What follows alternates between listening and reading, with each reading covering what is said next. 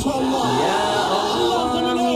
খেলাফত প্রতিষ্ঠার যে আওয়াজ পৃথিবীর দিকে উচ্চারিত হচ্ছে,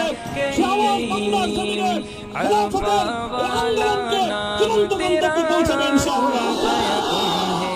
বাংলাদেশের আলেম সমাজ, হেফাজতে ইসলাম বাংলাদেশ সহ বাংলাদেশ খেলাফত মজলিস সহ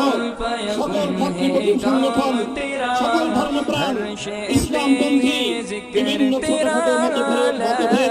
মতবিরোধ, মতপার্থক্যের ঊর্ধ্বে উঠে যারা এই লা কালিমাতুল্লাহ, এই এক বাণীতে বিশ্বাসী, আল্লাহর জমিনে আল্লাহর দ্বীন কায়েম করতে চাই, আমাদের তাআলা ইলা কালিমাতিন সাওয়াইন বাইনানা ওয়া বাইনাকুম, এই এক মন্ত্র উজ্জীবিত হয়ে আল্লাহর দ্বীনের ঝান্ডা সমুন্নত করবার এই আন্দোলনের সংগ্রামে আমি নিজেকে উৎসর্গ